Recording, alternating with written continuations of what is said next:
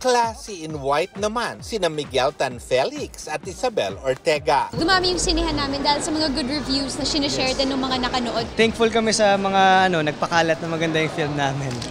Chic naman in her black gown si Cassie Legaspi ng When I Met You in Tokyo kasama ang co-star na si Darren Espanto.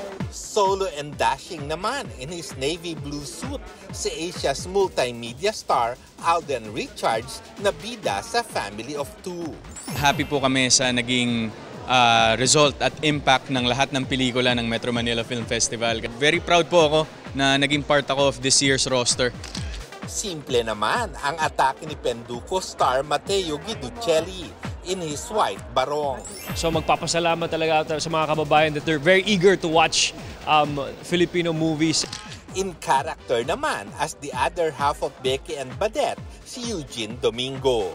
Ang buhay natin kailangan may tawanan, kailangan may halakhakan.